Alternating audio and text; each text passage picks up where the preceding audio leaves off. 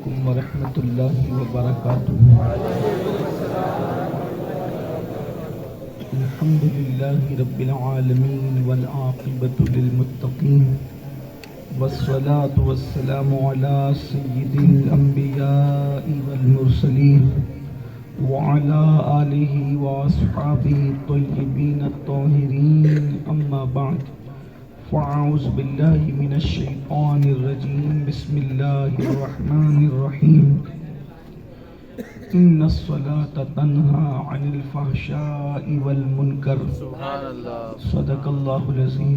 غوث اعظم بمن بے سر و ساما مددے، قبلہ دین مددے، کعبہ ایمان مددے، انتظار کرم تستمنی عینی رائے خدا جو خدا بین و خدا دا مددے، بگردہ بے بلا افتاد کشتی، ضعیفانو شکستہ را تو پشتی، بحق کے خواجہ عثمان ہارون مدد کن یا معین الدین چشتی، مدد کن یا معین الدین چشتی، مدد کن یا معین الدین چشتی۔ انتہائی احترام و عقیدت کے ساتھ اپنے اور ساری کائنات کے مرکز عقیدت انیس بے کساں چارہ ساز درد منداں، ہم غریبوں کے غم گسار، ہم فقیروں کی ثروت، شہریار ارم تاجدار حرم، نوبہار شفاعت، شب اسرا کے دولہا نوشے بزم جنت، دانائے سبل مولائے کل ختم الرسل، خسرو خوباں سیاحی لامکا وجہ کن فکاں، در اللہ المکنون سر اللہ المخزون، عالم ما کان و ما یکون، آب و گل انبیاء جانو دل اصفیاء، مطلع ہر سعادت مقطع ہر سیادت، خلاصہ کائنات فخر موجودات، حضور احمد مجتبی محمد مصطفیٰ، ارواحنا فدا صلی اللہ تعالی علیہ وآلہ وصحبہ وبارک وسلم کی بارگاہ بے کس پناہ میں جس طریقے سے پڑھاؤں، بلند آواز سے میرے ساتھ مل کر پڑھیں۔ الصلاۃ والسلام علیک یا رسول اللہ، الصلاۃ والسلام علیک یا نبی اللہ، الصلاۃ والسلام علیک یا حبیب اللہ، وعلی آلک واصحابک یا نور اللہ، صلی اللہ تعالی علیہ وسلم۔ کیا مہکتے ہیں مہکنے والے، بو پہ چلتے ہیں بھٹکنے والے، وہی دھوم ان کی ہے ماشاءاللہ، مٹ گئے آپ مٹانے والے، جگمگا اٹھی میری گور کی خاک، تیرے قربان چمکنے والے، آسیو تھام لو دامن ان کا، وہ نہیں ہاتھ جھٹکنے والے، سنیو ان سے مدد مانگے جاؤ، پڑے بکتے رہے بکنے والے، حسن تیرا سا نہ دیکھا نہ سنا، کہتے ہیں اگلے زمانے والے، اور کف دریائے کرم میں ہے رضا، 5 فوارے چھلکنے والے، تم رضا آج گلی سنی ہے، اٹھ میرے دھوم مچانے والے۔ آج کی یہ محفل آپ کے اس محلے میں ماشاءاللہ ایک چھوٹی سی قدیم مسجد کی تعمیر جدید کے موقع پر اور اس کے افتتاح کے موقع پر ہم نے آج تعمیر نو کے بعد مغرب کی پہلی نماز ادا کرنے کا شرف حاصل کیا، اور اسی خوشی میں اہلیان محلہ نے یہ تقریب کا انعقاد کیا ہے، اور مجھے جن عناوین پر گفتگو کا حکم ہے اسی مناسبت سے قرآن مقدس کی بڑی مشہور و معروف آیہ کریمہ جو مسلمان کے بچے کو یاد ہے، اس کی تلاوت کا شرف حاصل کیا ہے۔ میرا اللہ اس کے متعلق مجھے حق کہنے اور آپ سب کو حق سن کر اس پر عمل کرنے اور اسے عام کرنے کی توفیق عطا فرمائیں۔ ظاہر سی بات ہے کہ گناہ کسی بھی مذہب کے اندر جس مذہب نے اس کو گناہ ڈکلیئر کر دیا ہے، کوئی بھی مذہب گناہ کو ایکسپٹ نہیں کرتا، گناہ کو پسند نہیں کرتا، برائی کو پسند نہیں کرتا، چاہے جائے کہ مذہب اسلام جو کہ مذہب فطرت بھی ہے، اسلام فطرت سے بہت قریب کی بات کرتا ہے، بلکہ اسلام دین فطرت ہے اور اسلام فطرت کی بات کرتا ہے۔ میرے پیارے آقا صلی اللہ علیہ وآلہ وسلم کے پیارے دیوانوں، اسلام نے ہر وقت گناہ کی مذمت کی ہے، ہر گناہ کی مذمت کی ہے، ہر برائی کی مذمت کی ہے، بلکہ یہاں تک فرمایا گیا جہاں گناہ ہے وہاں فنا ہے۔ بستیاں کیوں ویران ہوتی ہیں؟ گناہوں کی وجہ سے۔ چہرے کیوں مشق کیے جاتے ہیں؟ گناہوں کی وجہ سے۔ لوگوں کو زمین میں کیوں دھسایا جاتا ہے؟ گناہوں کی وجہ سے۔ لوگوں پر تنگ دستی کیوں آتی ہے؟ گناہوں کی وجہ سے۔ حتیٰ کہ اللہ کے رسول غیب دا نبی صلی اللہ علیہ وآلہ وسلم نے یہاں تک فرمایا اگر کسی کو ٹھوکر بھی لگتی ہے تو گناہ کی وجہ سے، کسی کا چراغ بھی بجھ جاتا ہے گناہ کی وجہ سے، کسی کے جسم میں کھجلی آتی ہے وہ بھی گناہ کی وجہ سے، بڑی بڑی بیماریاں جنم لیتی ہے گناہ کی وجہ سے، دلوں کا چین جاتا ہے گناہ کی وجہ سے، دلوں کی بے قراریاں ہوتی ہے گناہ کی وجہ سے، اولاد کی نافرمانی گناہ کی وجہ سے۔ میرے پیارے آقا صلی اللہ علیہ وآلہ وسلم کے پیارے دیوانوں، غرض کے جہاں گناہ ہے وہاں فنا ہے، لیکن افسوس کی بات ہے جس گناہ نے تباہ کیا، جس گناہ نے برباد کیا، جن جرائم نے انسان کی جو وہ بنتی ہوئی زندگی کو بگاڑ دی، جس گناہ نے انسان کو تباہ و برباد کر دیا، انسان آج اسی گناہ کی طرف جا رہا ہے۔ اس کی وجہ یہ ہے کہ گناہوں کے اندر لذت مل رہی ہے۔ انسان چند لمحے کی لذت کی خاطر، انسان چند ساعتوں کی لذت کی خاطر گناہوں کی طرف تیزی کے ساتھ بڑھتا جا رہا ہے۔ میرے پیارے آقا علیہ السلام کے پیارے دیوانوں، میں تو اپنی قوم کو اکثر کہتا ہوں کہ گناہ اگر نبی کی اولاد بھی کرے تو بھی ان کو اس کی سزا مل کر کے رہتی ہے۔ آپ غور فرمائیں، اللہ اکبر، کچھ لوگ جو ہے گھما پھرا کر کے بات کرتے ہیں، لیکن میں آپ کے سامنے سچی بات کرتا ہوں۔ آپ مجھے بتائیں، آدم علیہ السلام کا صلبی بیٹا، آدم علیہ السلام کا سگا بیٹا جس کو آپ قابیل کے نام سے جانتے ہیں، قابیل نے جب حابیل کو قتل کیا تو آپ تفسیر اٹھا کر کے دیکھیں، وہ قاتل تھا، اس نے قتل کیا، اس کے بعد اس کا پورا جسم کالا ہو گیا، اس کا پورا جسم سیاہ ہو گیا۔ آپ اندازہ تو فرمائیں، اللہ اکبر، آپ غور تو فرمائیں، نبی کا، پہلے نبی کا سگا بیٹا اگر جرم کر رہا ہے تو اس کا منہ کالا ہو رہا ہے گناہ کی وجہ سے۔ اس کے بعد اب قرآن کی تفاسیر اٹھا کر دیکھیں، اللہ رب العزت نے سنیچر کے دن شکار کرنے کے لیے منع فرمایا، لوگوں نے گھما پھرا کر کے شکار کو کیا، گڑھا بنا دیا وغیرہ وغیرہ، لیکن پھر قرآن ان کے بارے میں کیا کہتا ہے کہ اللہ نے ان کے منہ سور اور بندر کی طرح کر دیے۔ آپ غور فرمائیں، ہمارے لیے کتنی عبرت کی بات ہے۔ قرآن قانون کی کتاب ہے، قرآن کہانی قصے کی کتاب نہیں ہے، لیکن اگر اس میں قصص بیان ہوئے ہیں تو اس لیے نہیں کہ ہم دل بہلائے، ہم کچھ سن کر کے دلوں کو تسکین دے، نہیں، بلکہ قصص قرآن میں اس لیے بیان ہوئے ہیں کہ اللہ والوں کی قصص سن کر کے ہمارے دل مضبوط ہوں، اور پھر جو قوم پر عذاب آیا، جن قوموں پر عذاب آیا، ان عذاب کی داستان کو سن کر کے ہم متنبہ ہو جائیں، ہم مطلع ہو جائیں، ہم اٹینشن ہو جائیں کہ اللہ اکبر، جن کو قرآن آل پیغمبر کہہ رہا ہے، جن کو قرآن آل نبی کہہ رہا ہے، ان کے منہ سور اور بندر کی طرح ہو رہے ہیں گناہوں کی وجہ سے، جرائم کی وجہ سے۔ آپ مجھے بتاؤ میرے بھائیوں، پھر ہم جو گناہ کی طرف جا رہے ہیں اس سے ہمارا کیا انجام ہوگا؟ حالانکہ ان داستان کو کوئی خاتم النبیین کے نسب پہ چسپاں نہیں کر سکتا، اس کی وجہ یہ ہے، اور انبیاء کا نسب اور ہے، اور سید الانبیاء کے نسب نسب کی خصوصیت اور ہے. اس نسب کے بارے میں کہا گیا سارے نسب منقطع ہو جائیں گے الا نسبی و سببی. حضور کے نسب کی برکتیں الگ ہیں، لیکن آپ قرآن مقدس میں اٹھا کر کے دیکھیں، اللہ اکبر، چہرے سور اور بندر کی طرح ہو رہے ہیں.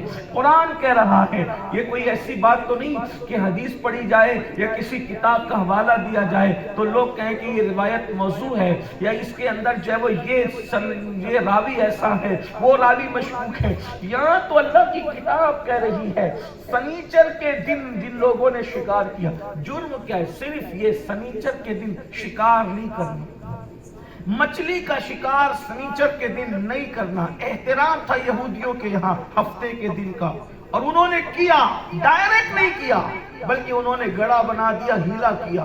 اللہ تبارک و تعالیٰ نے ان کے چہرے بدل دیے، اور صرف ان کے چہرے نہیں بدلے بلکہ گروہ اور بھی تھا، وہ شکار نہیں کرتا تھا لیکن ان سے رابطہ اور تعلق رکھتا تھا، سلام کلام رکھتا تھا، رشتہ داری رکھتا تھا. اللہ نے ان کے چہرے بھی بدل دیے، ان کے چہرے بھی مسخ فرما دیے اور بتا دیا صرف اللہ کی رحمت پر توجہ کرنے والوں اللہ کی غیرت پر بھی توجہ کرو. وہ کتنا غیرت والا ہے، فرماتا ہے خود ان عذاب ربک لواقع ما له من دافع، کہ تیرے رب کا عذاب واقع ہو کر رہے گا، اور جب وہ عذاب واقع کرنے کا فیصلہ کر لے، جب وہ عذاب کا فیصلہ کر لے تو پھر دنیا کی کوئی طاقت اس عذاب سے تجھے بچا نہیں سکتی. یہ بھی آپ غور فرما لیں. اگر آپ یہ سوچ کر کے بیٹھے ہیں کہ اللہ عذاب دینا چاہے گا اور کوئی ہمیں بچا لے گا، کوئی ہمیں بچا لے گا، تو اس پر بھی میں آپ کے سامنے قرآن کی بات پیش کرتا ہوں. مفہوم مخالف کے طور پر آپ احادیث شفاعت کے انکار کو معاذ اللہ اس میں شامل نہ کیجیے گا. ہمارا عقیدہ ہے شفاعتی لأہل الکبائر من امتی، کہ میری شفاعت میری امت کے بڑے گنہگاروں کے لیے ہے، لیکن وہاں بھی قرآن کہتا ہے الا باذنہ. اللہ رب العزت جس کے لیے اذن عطا کرے گا اس کے لیے حضور کی شفاعت ہوگی، اور جہاں اذن نہیں ہوگا، جہاں اذن نہیں ہوگا پھر حضور علیہ السلام اس کی شفاعت نہیں فرمائیں گے. ابھی آپ آگے حدیثیں سنیں گے. بہت نازک بات آپ سے کروں، اگر اللہ عذاب دینے کا فیصلہ کر لے، تمہید کے طور پہ عرض کروں، کتنی بھی بڑی ہستی خدا کی بارگاہ میں عرضی لگائے، جواب کیا ملتا ہے؟ قرآن اٹھا کے دیکھا. جب اللہ نے قوم لوط پر عذاب نازل کرنے کا فیصلہ کیا تو حضرت لوط علیہ السلام رشتے میں بھتیجے لگتے ہیں ابراہیم علیہ السلام کے. تو حضرت ابراہیم علیہ السلام کو اطلاع ملی کہ اللہ نے لوط علیہ السلام کی قوم پر، لوط علیہ السلام کی امت پر عذاب نازل کرنے کا فیصلہ کر لیا ہے. تو بڑے نرم دل تھے ابراہیم خلیل، بہت نرم دل انسان تھے. ہاتھ اٹھا دی، اللہ لوطیوں کو، قوم لوط کو عذاب سے بچا لے. جواب کیا ملتا ہے؟ ابراہیم تو میرا خلیل ہے لیکن میں نے فیصلہ کر لیا ہے، اب تو ان کے لیے دعا نہیں کرنا. دوسری جماعتوں کے لوگ یہ کہتے ہیں کہ اللہ نے خلیل کی دعا رد کر دی، لیکن چونکہ ہمارا مسلک بے ادبوں کا مسلک نہیں ہے، ہمارا دین پورا کے پورا ادب ہے. مگر سن لو قرآن کیا کہہ رہا ہے، میرے خلیل اب تو ان کے لیے دعا نہ کرنا چونکہ ہم نے فیصلہ کر لیا ہے. اور ابراہیم علیہ السلام کو روک دیا. میرے بھائیوں، وہ تو لوطیوں کے لیے روکا گیا، وہ تو اپنی جگہ ہے. حضرت ابراہیم خلیل اللہ کو تو چچا کے لیے بھی روک دیا اللہ نے.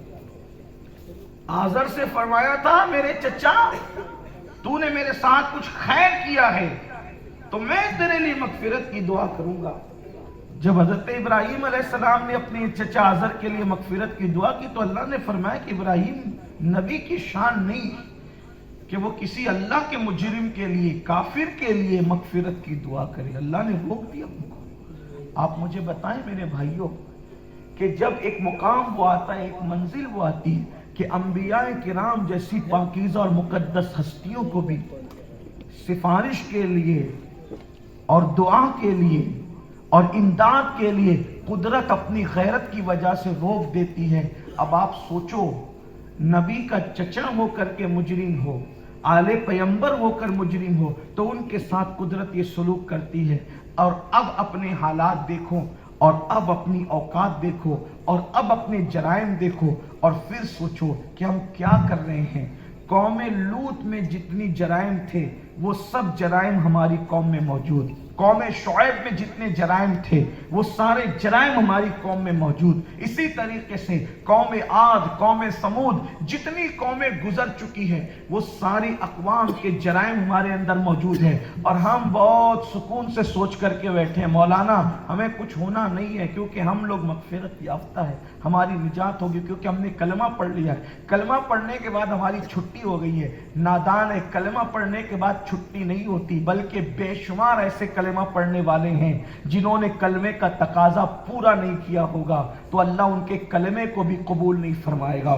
خود اللہ کے رسول علیہ السلام نے جن کی شہادتیں رد ہونے والی ہے، اللہ کے رسول علیہ السلام نے جن کی شہادتیں رد ہونے والی ہے ان کا ذکر فرمایا۔ میرے آقا مصطفیٰ جان رحمت صلی اللہ علیہ وآلہ وسلم ارشاد فرماتے ہیں، آقا کریم فرماتے ہیں کہ جو شخص دنیا کے اندر نشہ کرے گا اور نشے میں مبتلا ہوگا، اللہ اکبر، دنیا میں نشہ کرنے والا اور نشے میں مبتلا ہونے والا وہ ہے کہ اللہ اکبر اس نے توریت میں جو آیا اس کا انکار کیا، انجیل میں جو آیا اس کا انکار کیا، زبور میں جو آیا اس کا انکار کیا، قرآن میں جو آیا اس کا انکار کیا، اس نے محمد کا انکار کیا جس نے نشہ کیا، اور قیامت کے دن اللہ اس کی شہادت کو قبول نہیں فرمائے گا۔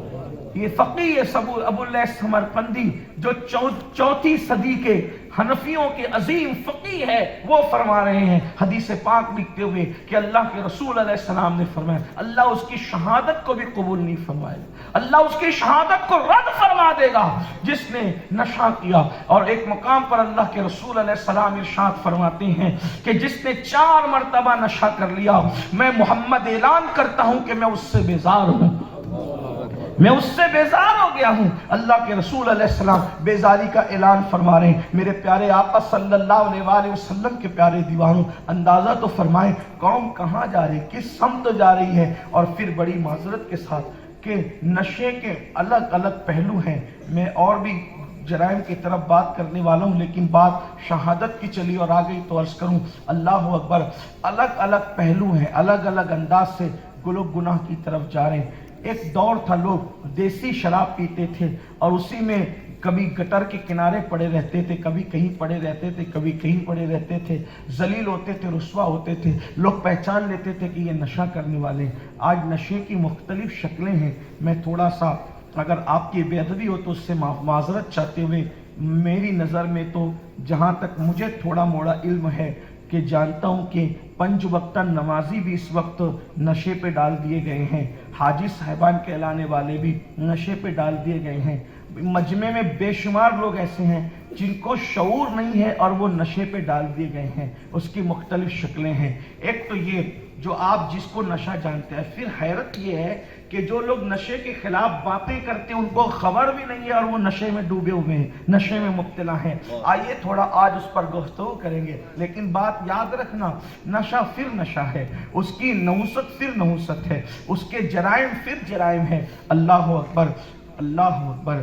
یہ جو بھنگ سے نشہ کر رہے ہیں آپ واقف ہیں، گولیوں سے نشہ کر رہے ہیں آپ واقف ہیں، کچھ لوگ منہ کی بدبو سے بچنے کے لیے کھانسی کی دواؤں سے نشہ کرتے ہیں، اور بھی کچھ چیزیں ایسی ہیں میں اب اس کو اس لیے اوپن نہیں کرنا چاہتا کہ کہیں ایسا نہ ہو کہ نامعلوموں کو معلوم پڑ جائے اور جو کان بہت ساری چیزوں سے واقف نہ ہو وہ ان کو واقفیت ہو جائے۔ تو عرض یہ کرنا چاہتا ہوں الگ الگ طریقے ہیں، کوئی انجیکشن سے، کوئی ایم ڈی سے، کوئی بھنگ سے، کوئی چرس سے، کوئی دواؤں سے، کوئی گولیوں سے نشہ کر رہا ہے۔ لیکن یاد رکھنا اب یہاں پر لوگ کہتے ہیں کہ مولانا بات یہ ہے کہ رسول اللہ کے دور میں تو صرف انگوری شراب تھی، پھر صرف جو کی شراب تھی، پھر صرف کھجور کی شراب تھی، اب یہ جو چیزیں ہیں یہ نشے کے زمرے میں کیسے آتے ہیں؟ قرآن نے اس پر کیا بات کہی ہے، حدیث میں اس پر کیا آیا؟ میں نے کہا یہی تو قرآن اور حدیث کا معجزہ ہے، قرآن اور حدیث کا یہی تو اعجاز ہے کہ فتنہ کسی دور میں اٹھنے والا ہو 1450 سال پہلے اس کی تردید کر دی گئی ہے، اس کا علاج پیش کر دیا گیا ہے۔ اللہ کے رسول علیہ السلام نے فرمایا کل مسکر حرام، ہر نشہ آور چیز حرام ہے، جس سے بھی نشہ ہوگا وہ سب کچھ حرام کر دیا گیا ہے۔ لوگ نیند کی گولیاں ایک لینے سے نیند آتی ہے، بے چینی کے بہانے، بے قراری کے بہانے 4-4 6-6 گولیاں، 8-8 گولیاں، 10-10 گولیاں ایک ساتھ لیتے ہیں، پھر وہ نشہ کرتی ہے۔ میرے پیارے آقا علیہ السلام کے پیارے دیوانوں، تو یہ سب نشہ تو ہے۔ کچھ لوگ کہتے ہیں بطور دوا نشہ کرنا یہ جرم نہیں ہے، کچھ لوگ کہتے ہیں بطور دوا نشہ کرنا یہ جرم نہیں ہے۔ اس پر بھی ایک روایت ہے، سید الطائفہ حضرت سیدنا جنید بغدادی رضی اللہ تعالیٰ عنہ ارشاد فرماتے ہیں، میرا دوست تھا، بہت بڑا محدث تھا، تہجد گزار تھا، تکبیر اولیٰ کبھی فوت نہیں ہوتی تھی۔ میرے اس کے بارے میں پتا چلا کہ وہ نزا کے عالم میں ہے، نزائی پوزیشن کے اندر ہے، اس کو نزا ہے، روح نکلنے والی ہے۔ میں نے سوچا اتنا متقی، اتنا پرہیزگار، اتنا عظیم میرا دوست ہے، ذرا اس کے سرانے چند لمحے بیٹھ کر کے آؤں۔ جب میں اس کے سرانے گیا تو دیکھا اتنے بڑے محدث اور عالم اور فقیہ کو لوگ تلقین کر رہے تھے کلمے کی، لیکن اس کی زبان پہ کلمہ نہیں آ رہا تھا۔ حتیٰ کہ میں نے اس کو یہ تلقین کی، میرے بھائی اب تیرا آخری وقت ہے اور تیری گرم گرم سانسیں تیرے سینے سے نکل رہی ہے، میرے بھائی کلمہ پڑھ، اس لیے کہ جس کا آخری کلمہ لا الہ الا اللہ ہو، رسول پاک صلی اللہ علیہ وآلہ وسلم نے اسے جنت کی بشارت دی ہے۔ یاد رکھنا، پوری زندگی ہزاروں ہزار مرتبہ کلمے کا ورد کرو، لیکن کرتوت اچھی نہیں ہے تو موت کے وقت زبان پہ کلمہ نہیں آتا۔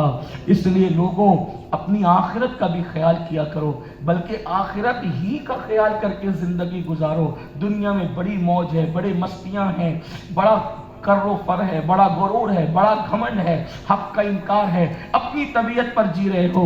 حضرت سید الطائفہ جنید بغدادی کہتے ہیں، جب میں نے اس سے کہا کہ تو کلمہ پڑھ، اس نے کہا جنید جا، میں کلمہ نہیں پڑھتا، اور معاذ اللہ اس نے کفریہ کلمہ کہا جو اب میں یہاں اس کو بیان نہیں کرتا، لیکن اس نے کفریہ کلمہ کہا۔ حضرت جنید بغدادی کہتے ہیں چونکہ اب وہ میرا دوست تھا مگر کفر بک چکا تھا، کفریہ کلمہ کہہ چکا تھا، میں اٹھا اور اٹھنے کے بعد میں گھر آیا۔ جیسے ہی گھر آیا کسی نے کہا یا سید الطائفہ وہ تو مر چکا۔ میں رو رہا تھا، یا اللہ اس کا خاتمہ کفر پر ہو گیا، وہ کلمہ کفریہ بکتے بکتے مر گیا۔ پھر میں دعا کرنے لگا، اے اللہ اس کو مجھے خواب میں دکھا تاکہ میں اس سے پوچھوں کہ وہ کافر کیسے ہو گیا، اتنا بڑا عالم، اتنا بڑا فقیہ، اتنا بڑا محدث، اتنا عظیم تہجد گزار، عبادت گزار انسان، وہ کافر کیسے ہو گیا، وہ کافر کیسے ہو گیا۔ تو اس کے موت کے بعد میں نے خواب میں دیکھا کہ وہ تارکول کے لباس میں ہے، وہ ڈامر کا لباس تارکول کا لباس میں ہے، اور وہ جہنم کی جوتیاں اس کے پیروں میں ڈال دی گئی ہے اور وہ عذاب میں تڑپ رہا ہے۔ میں نے پوچھا بتا اتنا عظیم تہجد گزار، عبادت گزار، عالم، محدث، فقیہ ہو کر تو جہنم میں کیسے گیا، تو کافر کیسے ہو کے مرا؟ تو اس نے کہا میرے بھائی جنید بات یہ تھی کہ میں بیمار ہوا، مجھے ایک ایسی بیماری تھی جو میں سب کو بتانا نہیں چاہتا تھا، میں اس بیماری کو لوگوں سے چھپانا چاہتا تھا، لیکن ایک یہودی یا عیسائی طبیب کے پاس چلا گیا۔ اس نے کہا کہ اگر تم 1 کٹورا سال میں شراب پیا کرو، 1 کٹورا شراب پی لیا کرو سال میں 1 مرتبہ بطور دوا، تو پھر یہ بیماری دبی رہے گی۔ اس کا علاج تو کوئی میرے پاس نہیں ہے، لیکن اس کو دبانے کا ذریعہ یہ ہے کہ سال میں 1 کٹورا یہ بیماری شراب مانگتی ہے۔ تو اس وقت اللہ اکبر میں چھپ چھپ کر کے سال میں صرف 1 مرتبہ بطور دوا شراب پیتا تھا۔ اسی 1 کٹورا شراب کی نحوست ہے کہ جب مرا تو کافر ہو کر کے مرا، مرتے وقت میری زبان پہ کلمہ نہیں آیا۔ میرے پیارے آقا علیہ السلام کے پیارے دیوانوں، آپ اندازہ فرمائیں کہ نشہ انسان کو کفر تک لے کر جاتا ہے۔ یہی نہیں بلکہ ایک روایت اور بھی ہے، اللہ اکبر، حضرت پہلی صدی کے مجدد حضرت عمر ابن عبدالعزیز فرماتے ہیں کہ میں ایک راستے سے گزر رہا تھا، چند عورتیں رو رہی تھی، میں نے عورتوں سے پوچھا کیوں رو رہی ہو؟ تو کہا کہ ایک بندے کا انتقال ہو رہا ہے ہمارے خاندان کے اور اس کی زبان پہ کلمہ جاری نہیں ہو رہا ہے، آپ آئیے کلمے کی تلقین کریں، ہو سکتا ہے شاید وہ کلمہ پڑھے۔ حضرت عمر ابن عبدالعزیز کہتے ہیں کہ جب میں نے اس کو کلمے کی تلقین کی تو اس نے بھی انکار کیا، اس نے کفر کا اعلان کیا۔ میں روتے ہوئے وہاں سے نکلا، تب کسی خاتون نے کہا یہ تھا تو بڑا نیک، لیکن بات اتنی ہے کہ یہ نشہ کرتا تھا، اسی کی نحوست ہے کہ مرتے مرتے کافر ہوا ہے۔ میرے پیارے آقا علیہ السلام کے پیارے دیوانوں، اپنے حال پہ رحم کرو۔ میں یہ جو عرض کر رہا تھا، دواؤں کے معاملے کو لے کر بھی لوگ نشے کی طرف جا رہے ہیں، اور خاص طور پہ حیا کے پردے میں ایک بات میں عرض کرنا چاہتا ہوں، یہ ہو سکتا ہے کہ کچھ دوائیں ایسی نہ بھی ہو، لیکن زیادہ تر دوائیں آج کل نوجوانوں کا شوق ہے، نوجوان رات کو جو ہے وہ انسانی قوت کے لیے، صرف حیا کے پردے میں کہہ رہا ہوں، مردانہ قوت کے لیے عام طور پر جو انگریزی دواؤں کا استعمال کرتے ہیں، ان میں 99% دوائیں نشے پر مبنی ہوتی ہیں۔ 1% دوا جس کے بارے میں آپ کہہ سکتے ہیں، وہ بھی یقینی طور پہ نہیں کہہ سکتے، اس لیے کہ میرے شہر میں جب مجھے نشے کے خلاف گفتگو کرنی ہوتی رہی، ابھی پچھلے مہینہ بھی ہم نے یہ محفل منعقد کی تھی، تو نشے کے متعلق ہم نے بہت تحقیق کی، بہت ڈاکٹروں سے ملاقات کی۔ حالانکہ میں کوئی محقق نہیں ہوں، لیکن پھر بھی میں نے سوچا کہ قوم کے سامنے کیوں نہ ایک مطالعہ بالکل واضح طور پر شرم حیا کیے بغیر رکھ دی جائے۔ آج میں یہ بات بھی آپ سے کہنا چاہتا ہوں، امت کا 60% طبقہ نوجوانوں کا ایسا ہے جو رات کو وہ دوا لیتا ہے جس کا میں نے ذکر کیا ہے، حالانکہ وہ نشے سے نفرت کرتا ہے، وہ نمازی بھی ہے، وہ حاجی بھی ہے، وہ نشہ کرنے والوں کو سمجھاتا بھی ہے، لیکن صرف اس دواؤں کی وجہ سے، ان دواؤں کی وجہ سے وہ نشے کے اندر جو ہے معاذ اللہ مبتلا ہو رہا ہے۔ اور پھر چند لوگ وہ ہیں کہ جب وہ اس دوا کے لینے کے عادی ہو جاتے ہیں، پھر اس کے بغیر وہ بھی جی نہیں سکتے۔ میرے آقا صلی اللہ علیہ وآلہ وسلم کے دیوانوں، یاد رکھنا، میں آپ کو دوا کی پہچان بتا رہا ہوں۔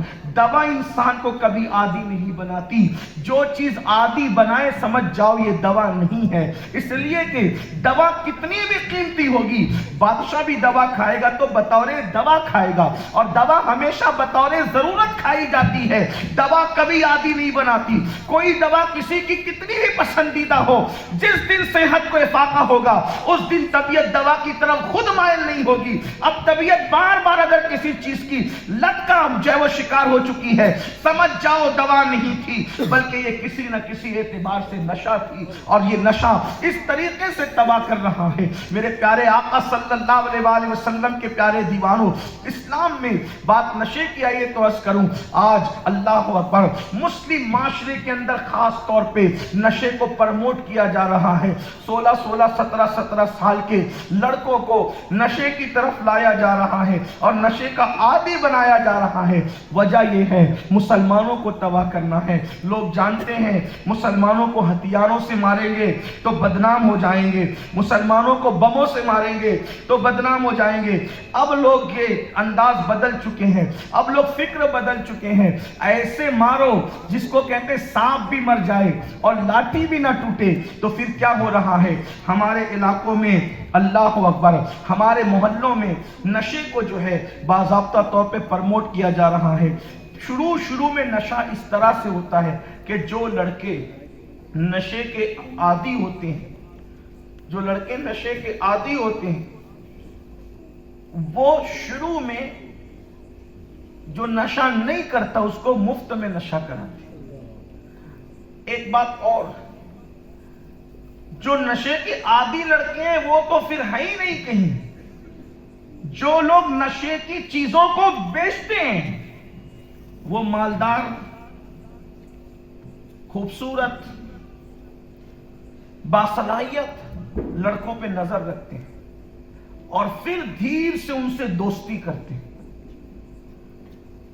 اور دوستی کر کے شروع میں اگر وہ کوئی گٹکا کھا رہا ہو تو چونکہ گٹکے کا تو اتنا سخت حکم شرعی طور پہ نہیں ہے، ویسے میں کوئی صاحب فتویٰ یا کوئی مفتی نہیں ہوں کہ میں حکم بیان کروں، آپ مفتیوں سے پوچھیں، لیکن اتنا سخت حکم جو شراب اور نشے کا اتنا سخت حکم گٹکے وغیرہ کا نہیں ہے، لیکن شروع میں اگر دیکھتے ہیں کہ یہ بچہ گٹکا کھاتا ہے تو اسی کے اندر تھوڑی سی چٹکی نشے آور چیز کی ملا دی جاتی ہے اور اس کو دیا جاتا ہے۔ سگریٹ پیتا ہے تو اس میں دیا جاتا ہے، اور اگر نہیں سگریٹ وغیرہ پیتا ہے تو پھر ایم ڈی وغیرہ کی خالی تھیلی چٹائی جاتی ہے، صرف تھیلی چٹائی جاتی ہے۔ اگر انسان 2-3 دن وہ تھیلی صرف خالی والی جو ختم ہو چکا اس سے نکل چکا اس کو چاٹ لے تو اس کے بغیر پھر اس کو نیند نہ آئے.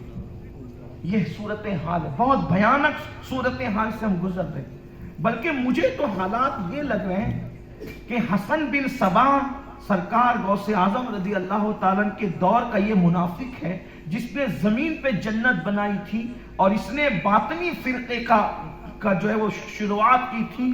تو یہ لوگ نشے کے ذریعے سے جو سازش کرتے تھے, ہم نے جو تاریخ میں پڑھا یا ناولوں میں پڑھا یا مورخین کی باتوں میں پڑھا, آج بے عین ہی کم و بیش وہی صورتحال نظر آ رہی, حالات وہی نظر آ رہے ہیں. مورخین نے کہاں تک انصاف کیا نہیں پتا, لیکن آج ہم دیکھ کر کے وہی اندازہ ہو رہا ہے. خالی تھیلیاں چٹائی جا رہی ہے تاکہ تمہارے بچے نشے کے عادی ہو جائیں, اور پھر جب وہ اس کو نیند نہیں آتی پھر وہ مانتا ہے تب اس کو ہزاروں میں دیا جاتا, پہلے سینکڑوں میں بعد میں ہزاروں میں, پھر دنیا اور آخرت سب تباہ ہو جاتی. ایک نوجوان اگر نشہ کرے پہلے تو اس کی 3 نسلیں یوں ہی برباد ہو گئی, دوسری بات یہ دنیا برباد, آخرت برباد, اور سب سے اہم بات یہ اب نہ وہ پڑھنے کے قابل رہا, نہ لکھنے کے قابل رہا, نہ کاروبار کرنے کے قابل رہا, اور پھر سب سے بڑی بات یہ اب وہ نشہ کر رہا ہے تو اس کو چور بھی بنایا جائے گا, ڈاکو بھی بنایا جائے گا, قاتل بھی بنایا جائے گا, لوٹی بھی بنایا جائے گا, زانی بھی بنایا جائے گا, اس سے سارے کام کروائے جائیں گے, اس لیے کہ اللہ کے رسول علیہ السلام نے نشے کو ام الخبائث خود قرار دیا ہے کہ یہ ایک جرم ایسا ہے جس کی وجہ سے سارے جرائم جنم لیتے ہیں. تو اب ہمیں چاہیے نمبر 1, اگر واقعی نشہ ختم کرنا ہے, صرف میٹنگوں سے اور جلسوں سے کام نہیں کرنا, شہرت کی خاطر واقعی ختم کرنا. میں نے مالیگاؤں میں بھی اعلان کیا اور جہاں جہاں نشے کے خلاف تقریر کی وہاں بھی اعلان کیا.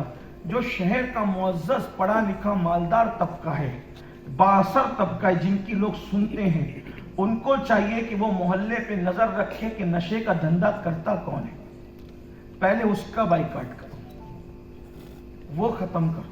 اس کے بغیر اگر آپ سوچتے ہیں کہ کسی کی رعایت کر کے پوری قوم کو جھونک دیں تو پھر الگ بات ہے. جو لوگ دھندا کر رہے ہیں پہلے بائیکاٹ ان کا ہونا چاہیے. اور یاد رکھنا, صرف نشہ کرنے والا جو خود اکیلا مجرم ہے اس کے لیے اللہ کے رسول کا فرمان کیا ہے سنیں. کچھ لوگ یہ بھی سوچتے ہیں کہ یار یہ مولانا لوگ ہمیشہ بائیکاٹ کی بات کرتے ہیں.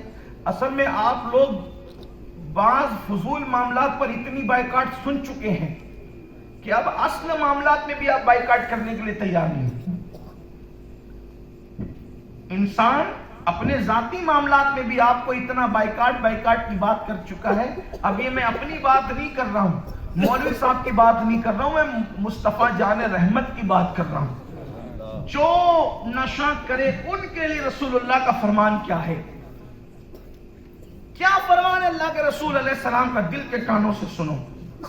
اس کی راویہ ام المومنین سیدہ عائشہ صدیقہ ہے, طیبہ طاہرہ, جس کے حریم کے اندر, حریم ناز میں, جس کے شبستان میں, جس کے حجرے میں, جس کے بستر پر اللہ قرآن کی آیتیں نازل فرما, جو مفتی 4 ملت ہے, اور یہ کوئی عام سی عورت نہیں, 1/3 دین امت کے حوالے کرنے یا والی یہ مقدس خاتون ہے, ام المومنین سیدہ طیبہ طاہرہ عائشہ صدیقہ رضی اللہ تعالی عنہ.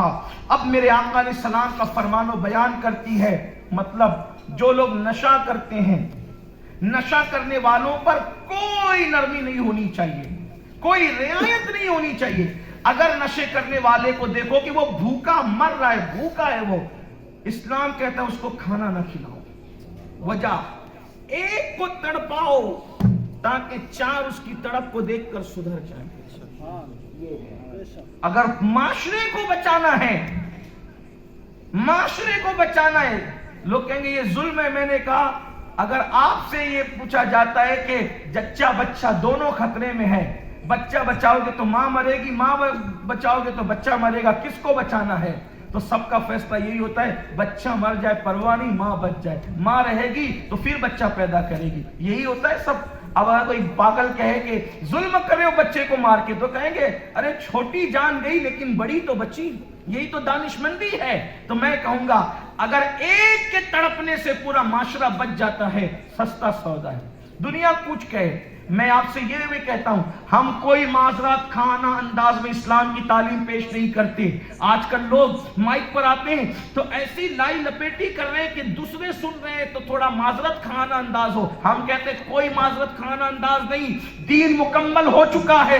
جو رسول اللہ نے فرمایا ہے وہ بیان ہوگا, ضرور بیان ہوگا. اس لیے کہ جس کو اپنے مذہب پر شک ہے, مذہب کے اندر ڈاؤٹ ہے, وہ چھپ چھپ کر کے باتیں کرے. رسول اللہ نے جو فرما دیا ثبوت کے ساتھ ہمارے پاس آ گیا, فقہا نے لکھ دیا, اب ہم اس کو بیان کریں گے. کسی کو اچھا لگتا ہے تو اچھا لگے, برا لگتا ہے تو کوئی اور راستہ تلاش کر لے. ہے قول محمد قول خدا, فرمان نہ بدلا جائے گا, بدلے گا زمانہ لاکھ مگر قرآن نہ بدلا جائے گا.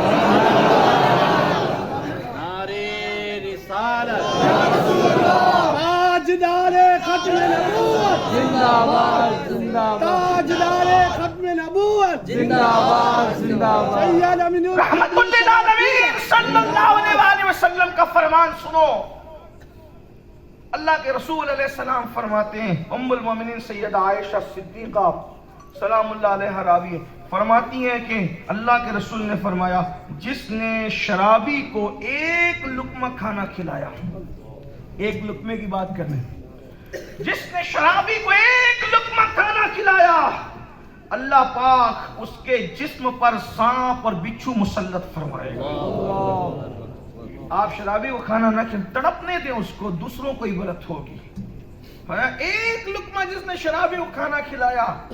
اچھا یہ اسٹیپ آخری کا ہے, لیکن کہ کوئی نشہ کرتا ہے پہلے اس کو سمجھاؤ, مانے تو ٹھیک ہے, دھمکی دو, نہیں مانتا پھر بائیکاٹ کر. اب اس کو ایک لقمہ اگر کھلایا, اللہ کے رسول ایک لقمہ کھلانے. اچھا حیرت یہ ہے کافر کو بھی کھلانے کا حکم ہے کہ کافر بھی بھوکا ملے تو اس کو کھلاؤ, لیکن شرابی کو فرمایا کہ نہ کھلاؤ. ایک لقمہ کھلاؤ گے اللہ تم پہ سانپ بچھو مسلط کرے گا.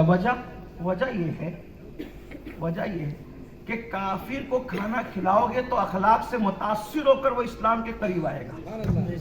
ہاں, اور نشیڑی کو کھلاؤ گے تو اس کی ہمت اور بڑھے گی گناہ پر. یہ ظاہر سی بات, یہ بات ہمیشہ یاد رکھنا, حکیم کے ہر قول میں حکمت ہے. لوگوں کو اقبال اور غالب کے شعر سمجھ میں نہیں آتے, اوقات اتنی ہیں, اور وہ رسول اللہ کے فرامین پہ کلام کرنے چلے ہیں. اور وہ ذات کہاں جہاں غالب اور اقبال صدیوں سے غلامی کر رہے ہیں, صدیوں سے کہہ رہا ہوں, صدیوں سے غلام. آپ کہیں ان کی عمر تو چند سال کی, میں نے کہا عالم ارواح سے غلامی سے رشتہ جڑا ہے اور دخول جنت تک جڑا رہے گا, جڑا رہے گا. ان کی غلامی کرتے ہوئے لوگ حکمت کی یہ باتیں کرتے ہو تو وہ تو سید الحکمہ ہیں, وہ تو افصح العرب ہے. بلکہ میرے امام تو کہتے ہیں میں نثار تیرے کلام پر ملی کیوں تو کس کو زبان نہیں, مگر وہ سخن ہے جس میں سخن نہ ہو, وہ بیان ہے جس کا بیان نہیں. فصحا عرب کے بڑے بڑے تیرے آگے کیوں ہے دبے لچے, کوئی جانے منہ میں زبان نہیں بلکہ جسم میں جان نہیں. سید الفصحا ہے, وہ سید الحکمہ ہے. ان کے پاس عقل کتنی تھی بتاؤ, اللہ کے رسول کے پاس. لوگ اگر کسی کو مفکر اسلام حکیم الامت کہتے ہیں تو اس کی دانشوری اور عقل کی بنیاد پہ. آج کے معاشرے کو نہیں کہہ رہا ہوں, آج تو ہر بندہ مفکر اسلام ہے. حالانکہ ہم اپنے بچپن سے سنتے تھے ہماری جماعت کا ایک ہی مفکر اسلام تھا, اور وہ ہے بھی واقعی مفکر اسلام. سبحان اللہ, سبحان اللہ. جب بھی سنا بچپنے سے حضور مفکر اسلام علامہ قمر الزمان صاحب, سبحان اللہ, سبحان اللہ. لیکن اب تو ہر گلی کا خطیب ہی مفکر ہے. حالات بدلے, پھر آپ جانے, آپ کا کام جانے. زیادہ کہوں تو آپ ناراض ہوتے ہیں, لیکن حالات بدل گئے. بہرحال ہم کسی کو حکیم الامت کہیں کہ واقعی کیا دانشور آدمی ہے, کیا فکر رہتا ہے. آپ سے پوچھو حضور کی عقل شریف کتنی ہے. حدیث پاک میں آیا ہے رسول اللہ صلی اللہ علیہ وسلم کی عقل کتنی, ذرا سننا. حدیث میں آیا کہ ساری اولین اور آخرین کی عقلیں جمع ہو جائیں, सब अव्वलीन और आखिरीन में आप गिनते रहे, आप अपने शऊर के मुताबिक। सब अव्वलीन और आखिरीन की अक्लें कौन कौन, जिसमें बुकरात, सुकरात, जालिनूस ये सब आ रहे हैं। आज तो अव्वलीन और आखिरीन से बाहर है ये लोग, ये तो सब इसी में शामिल है। सारे अव्वलीन और आखिरीन की अक्लें एक साथ जमा कर ली जाए और हुजूर की अक्ल शरीफ क्या निस्बत है, तो फरमाया हुजूर की अक्ल, तन्हा हुजूर की अक्ल 7 समुंदरों की तरह है, और सारे अव्वलीन और आखिरीन की अक्ल 7 समुंदर के सामने जैसे कतरा होता है वैसे कतरे की तरह है। जब कतरे की उकूल का ये आलम है तो 7 समुंदरों की अक्लों का आलम क्या होगा। आप कहेंगे इतनी अक्ल, मैंने कहा कोई भी अक्लमंद के पास बेअक्ल रह के कभी अक्लमंद नहीं हुआ। तवज्जो आपकी है, हुआ नहीं हुआ, लेकिन हुजूर ऐसे अक्ल वाले हैं कि वहां बेअक्ल को भी अक्ल आ गई। कैसे? मैंने कहा कंकरों को अक्ल है नहीं, हुजूर ने कंकर पकड़ लिए तो कंकर बोल पड़े। अच्छा, बोलने वाला तो कुछ भी बोलता है ना, बोलने वाला तो, लेकिन उनके हाथ में कंकर आके कुछ भी नहीं बोलते, वो ला इलाहा इल्लल्लाह ही बोलते। हजरत ईसा की ज़बान में जो ताकत है वो ताकत अल्लाह ने मेरे नबी के हाथों में अता की। ईसा कुम बिइज़्निल्लाह कहकर जान अता करते हैं, मेरे आका से पकड़ कर जान अता करते हैं। ये है उनकी शान। तो बात दूर ना निकले तो हुजूर अलैहिस्सलाम की बात को लोग तौलते हैं कि ये क्या और वो क्या। मैंने कहा औकात में रहो, जहां अक्ल का मियार ये है तो अब वो अल्लाह के रसूल अलैहिस्सलाम के हर काम में हिकमत है, हर बात में हिकमत है। वो सुखन है जिसमें सुखन न, जो उन्होंने कह दिया अब उसमें कोई सुखन की बात नहीं, कोई बात नहीं करना उसमें, वो सुखन है जिसमें अब कोई बात करने की जरूरत, सुखन न हो। वो बयान है जिसका बयान, वो बयान है जिसका बयान नहीं।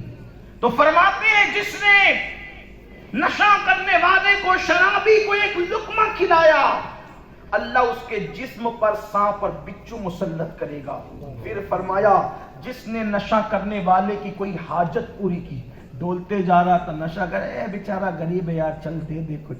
आका फरमाते हैं कोई किसी ने उसकी हाजत पूरी की, हाजत, तो गोया कि उसने इस्लाम को ढाने में मदद की,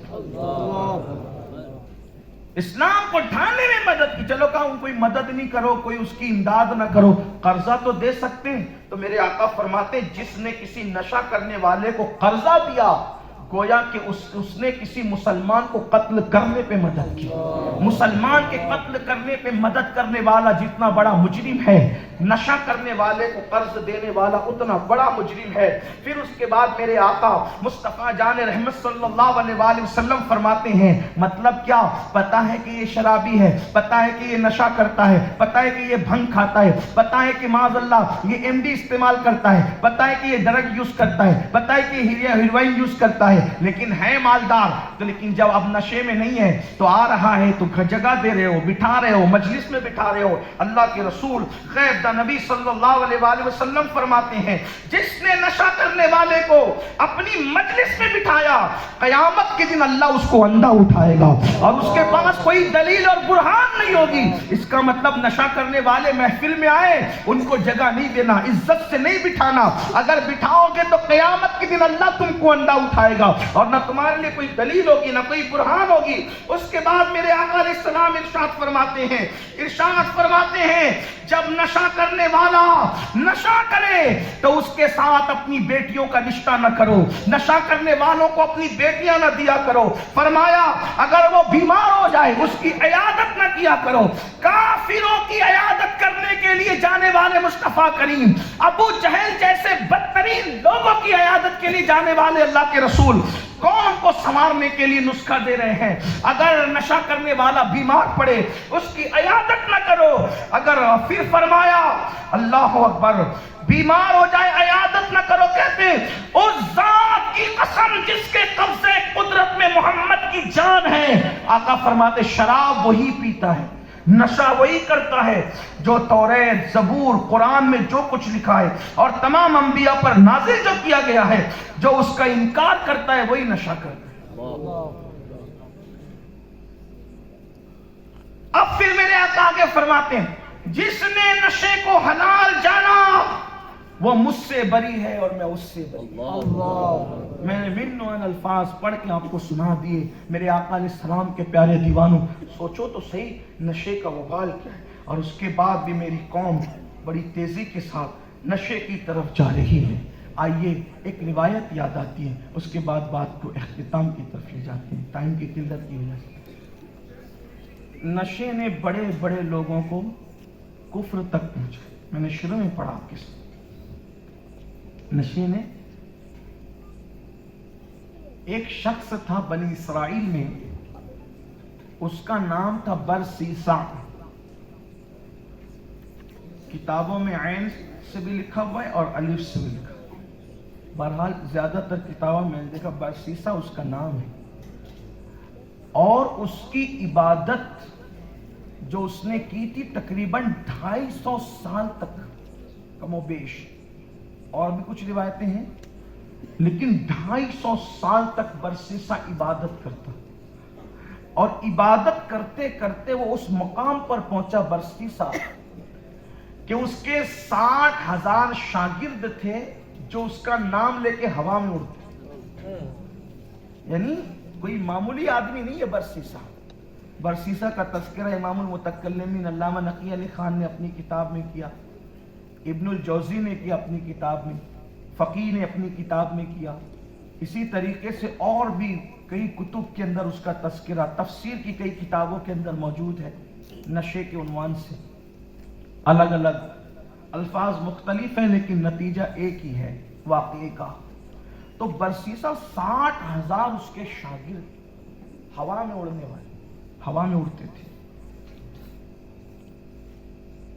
فرشتے اس کی عبادت کو دیکھ کے، برسیسا کی عبادت کو دیکھ کے اللہ سے کہتے مولا یہ برسیسا کتنا بڑا عابد، جس کی عبادت پر فرشتوں کو تعجب تھا، کتنا بڑا عابد ہے۔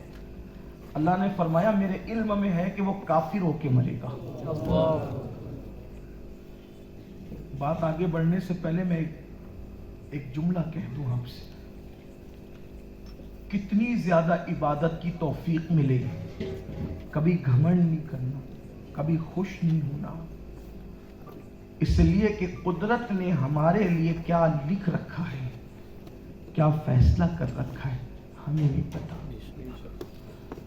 بشر کے لیے ولایت لکھی جاتی ہے اور پھر بشر کو ولایت کی منزل پہ پہنچایا جاتا ہے۔ میں خانے میں بیٹھے ہوئے کے لیے ولایت لکھی تھی، وہ ولایت تک پہنچا، اور عبادت خانے میں بیٹھے ہوئے کے لیے کفر لکھا تھا، وہ کفر کرتا۔ اس لیے جب تک دونوں قدم اپنے جنت کے اندر نہ پہنچ جائیں کوئی دیر ہوشیاری کرنے کی ضرورت نہیں، کوئی گھمنڈ کی باتیں، کوئی تقوی کی باتیں کرنے کی ضرورت نہیں، میں ایسا میں ویسا، میں یہ میں وہ، نہیں، خدا جانے کب حالات بدل جائیں۔ من یہدہ اللہ فلا مضل لہ ومن یضللہ فلا ہادی لہ، اللہ جسے گمراہ کرے اسے کوئی ہدایت نہیں دے سکتا، اور اللہ جسے ہدایت دے اسے کوئی گمراہ نہیں کر سکتا۔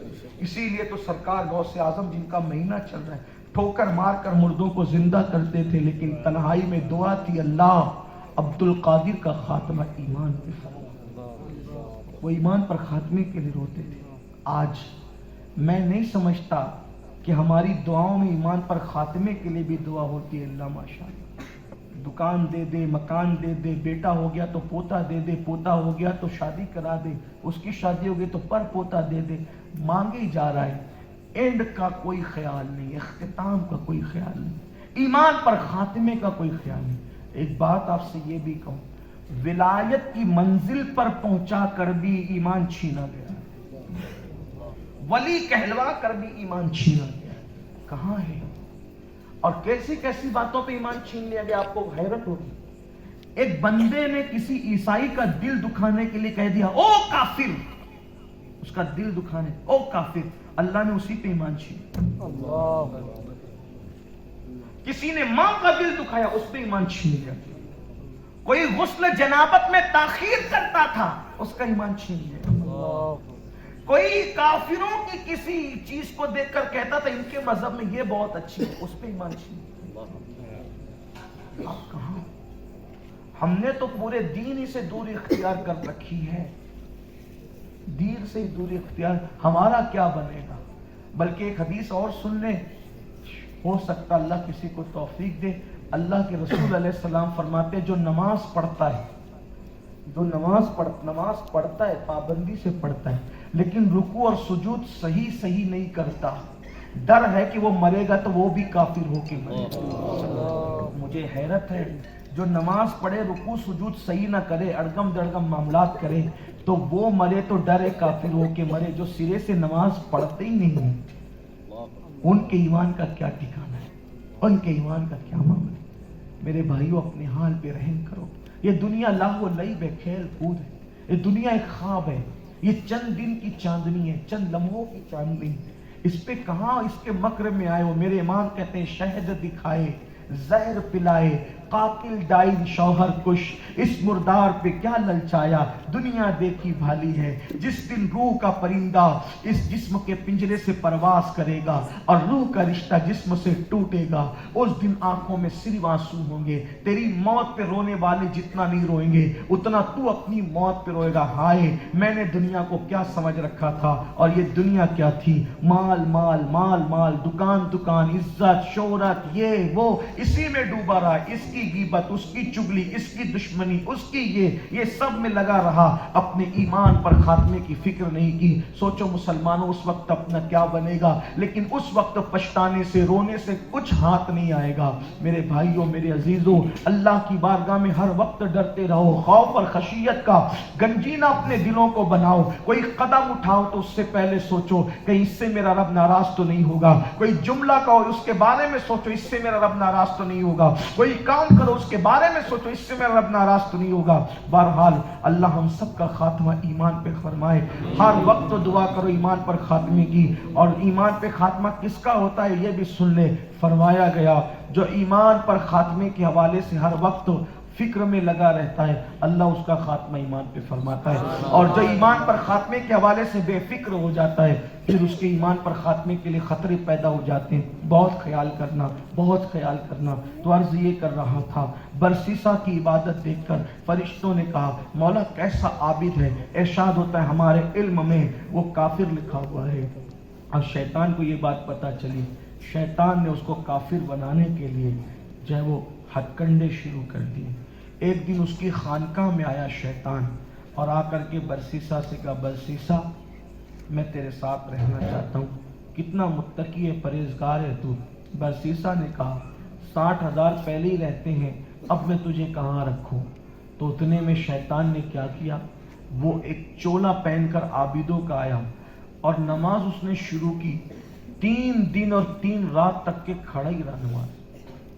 اب برسیسا حیران ہو گیا، اتنا بڑا یہ عابد ہے، میں تو سوتا بھی ہوں کھاتا بھی ہوں، 3 دن تک اور 3 رات تک تو میں ایسے کھڑا ہی نہیں رہ سکتا. میں تو عبادت کرتا ہوں، سوتا ہوں کھاتا ہوں. متاثر ہو گیا برسیسا شیطان سے. کہا او عابد تو مجھ سے بڑا عابد ہے، اب میں تجھ سے سیکھنا چاہتا ہوں کہ ایسی عبادت، وہ تو عبادت کا شوقین تھا، ایسی عبادت جو تو کرتا ہے کہ رات دن 3 دن اور 3 رات تک کھڑا رہتا ہے، ایسی عبادت میں کیسے کر پاؤں گا. کہا تیرے بس کا نہیں ہے اور طریقہ جو ہے وہ تو کرے گا نہیں. دیکھو شیطان تو پھر شیطان، اللہ اس کے مکر سے بچائے رکھے. کیسی چال چلتا ہے. کہا کہ میں جو طریقہ جانتا ہوں ایسی عبادت کا تو کرے گا نہیں. تو اس نے کہا میں کروں گا، ہر بات کروں گا. کہا اس کے لیے کہ تو گناہ نہیں کرتا. جب آدمی گناہ نہیں کرتا تو اس کو ناز ہوتا ہے نیکیوں پہ، تو پھر وہ ایسی عبادت نہیں کرتا. اصل میں رات میں 3 رات اور 3 دن تک اس لیے عبادت میں کھڑا رہ جاتا ہوں کہ مجھ سے ایک گناہ ہو گیا تھا.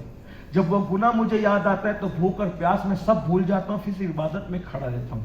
تو بندے کو ایسی عبادت کے لیے کوئی نہ کوئی گناہ ضروری، کوئی نہ کوئی اس کو گناہ کرنا چاہیے. تو اس نے کہا کیا گناہ کروں؟ تو کہا کسی کا قتل کر. تو کہا نہیں یہ تو بہت بڑا جرم ہے، اللہ نے جنت کے دروازے پہ لکھا کہ قاتل جنت میں نہیں جائے گا. اس نے کہا پھر زنا کر. اس نے کہا استغفر اللہ، یہ زنا تو اور بڑی بات ہے، قتل سے ہی بڑا جرم ہے زنا۔ کیا؟ زانی اگر 7 سمندروں کے پانی سے بھی نہا لے تو اس کا اندرون، اس کا انسائڈ، اس کا باطن پاک نہیں ہو سکتا۔ زنا کی وجہ سے اس کا باطن ایسا گندا ہوتا ہے کہ 7 سمندر کا پانی بھی اس کے باطن کو پاک نہیں کر سکتا۔ میں زنا نہیں کروں گا۔ پھر کہا اس سب سے چھوٹا کام کر، لیکن تو کرے گا نہیں، تو کہا پھر نشہ کر، شراب پی۔ اس نے کہا یہ چھوٹی بات ہے، قتل اور زنا سے یہ چھوٹی بات ہے، لیکن یہ چل میں یہ گناہ کروں گا شراب پینے کا، نشہ کرنے کا، مگر یہ مجھے ملے گا کہاں؟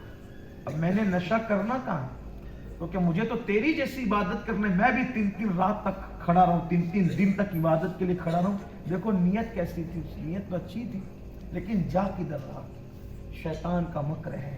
اس لیے کبھی جب شیطان، یعنی شیطان نہیں بلکہ جب کبھی زیادہ عبادت کرنے لگو تو بھی ڈرو کہ شیطان مکر تو نہیں کر رہا ہے۔ کبھی کبھی وہ عبادت بھی زیادہ کرا کے بالکل اڑا دے جاتا ہے، یعنی زیادہ اگر روزہ رکھنے کی نیت ہو رہی ہے، زیادہ ہاتھ میں تسبیح وغیرہ آ رہی ہے تو ہوشیار رہو گے کہیں شہد دکھا کے مار تو نہیں ڈالے۔ آپ کہیں گے ایسا بھی ہوتا ہے شیطان عبادت کراتے ہیں؟ کہا ہاں میرے بھائی، اس کو تو ایمان چھیننا ہے، اس نے کچھ بھی کرانا ہے۔ اس کا ثبوت میں آپ کو بتاؤں، سرکار غوث اعظم رضی اللہ تعالیٰ کا ایک مرید تھا، 11ویں کا مہینہ آ گیا تو میں چاہتا ہوں کہ ایسے ہی نہیں گزر جاؤں مرشد کا ذکر کرتے ہوئے۔ ایک مرید تھا، بہت روزے رکھتا تھا، بہت نمازیں پڑھتا تھا، بہت عبادتیں کرتا تھا۔ اب جب ہمیں توفیق ہوتی ہے نا تو ہم تو بھی کسی کو خاطر میں نہیں لاتے نا۔ آج کل تو میں پوری دلائل الخیرات پڑھ لے رہا ہوں، 4 پارے پڑھ لے رہا ہوں، کتابوں کا مطالعہ کر لے رہا ہوں، پھر تو آدمی اتنا فام میں ہوتا ہے کہ کوئی ہے ہی نہیں کچھ۔ اگر یاد رکھ، تاج الشریعہ کے 2 مصرے مجھے بہت پسند ہیں، کہتے ہیں جو پیا کو بھائے اختر وہ سہانا راگ ہے، جو پیا کو بھائے اختر وہ سہانا راگ ہے، جس سے ناخوش ہے پیا وہ راگنی اچھی نہیں۔ اور ذرا سنبھل کر کے ہوش سے، غوث پاک کا مرید ہے، بہت عبادتیں کر رہا ہے۔ ایک دن اس کو شب قدر دکھی، پوری دنیا سجدے میں، پوری کائنات سجدے میں۔ اچھا جب عبادتیں کر رہا تھا تو غوث پاک سے ملنے بھی نہیں آ رہا تھا، اتنا مصروف تھا عبادت میں کہ مرشد سے ملنے نہیں آ رہا۔ حالانکہ ایک بات بتاؤں، پیر سے ملاقات کرنا یہ عبادتوں کی، نفل عبادتوں کی جان ہے۔ ہمارے مخدوم سرکار مخدوم اشرف جہانگیر سمنانی فرماتے ہیں ہر عبادت کی قضا ہے، لیکن پیر کے چہرے کی زیارت وہ عبادت ہے جس کی کبھی قضا ہو ہی نہیں سکتی، اس سے دل زندہ ہوتے ہیں۔ مشائخ کے چہرے دیکھنے سے دل زندہ ہوتے ہیں۔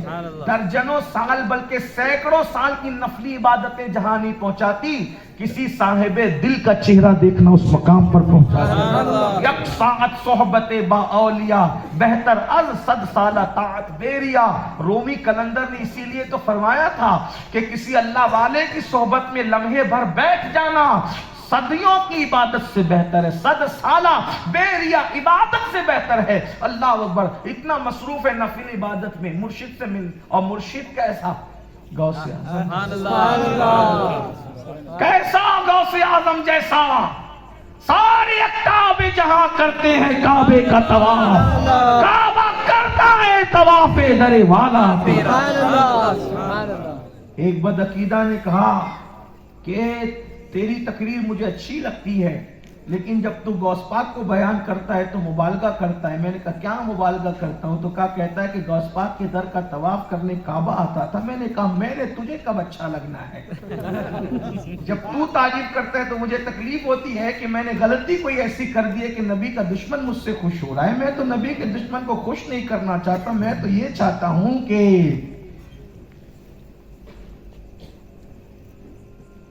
بہت مزے میرے امام نے فرمایا، کہتے ہیں وہ بہت پیارے لب و لہجے میں کہتے ہیں کہ عادل کو رضا تیز نمک کی دھن ہے۔ کیا ہے؟ دل آدھا को रजा। तेज नमक की धुन है, एक और छिड़कता रहे खामा तेरा। अकीदे को जब मेरी गुफ्तगू से खुशी होती है तो मैं सोचता हूँ कि कहीं ना कहीं मैं गलती कर गया, इसलिए कि हम तो ये रजा के नेज़े की मार है, ये रजा के सीने में बार है, जिसे चारा जोई का बार है, ये वार वार से पार है। कि मेरे मुझे ये अच्छा नहीं लगता, मैंने कहा अब तो पूरी 11वीं ये शेर पढ़ूंगा, इसलिए कि जिससे तुझे तकलीफ होती है वो मेरे मजहब में इबादत है। नबी का दुश्मन बिदती जिस बात से चिड़े वो मेरे मजहब में इबादत है। सारे अफ्ताबे जहां करते हैं काबे का तवाफ, काबा करता है तवाफे दरे वाला तेरा। उससे दर दर से सग और सग से है मुझको निस्बत, मेरी गर्दन में भी है दूर का डोरा तेरा। इस निशानी के जो सग हैं नहीं मारे जाते, हश्र तक मेरे गले में रहे पट्टा। मुर्शिद से मिलने नहीं आ रहा है, इबादत इबादत में मस्त। एक दिन शबे कदर देख रहा है, सब दरख्त सजदे में, ये सजदे वो सजदे में। इसने सोचा जब सब सजदा करे तो मैं क्यों ना करूं, ये भी सजदे में चला जा रहा है। जैसे ही सजदे में जाता है तो इसके हलक में एक सरिया, सरिया समझते हैं, सलाई, सलाई हलक में उसके चुभती है, इसको सजदा करने नहीं। ये रोता है, मुझे क्या हो गया, रोज सजदा कर रहे थे, आज सजदा नहीं करता, आज सजदा नहीं करता। ऐसे में सजदा नहीं कर पा रहा है, सब नूर ही नूर है, रोशनी रोशनी है। भागा भागा खानका एक कादरिया गोस्पा की खानका में कहा मुर्शिद, गजब हो गया। कहा क्या हुआ? कहा हुजूर इबादत करते करते उस मंजिल पे पहुंचा कि मुझे शबे कदर मिल गई आज, लेकिन सब सजदे में थे अल्लाह की हर मखलूक। मैं सजदा करना चाहता था, मैं कम नसीब आज सजदा न कर सका।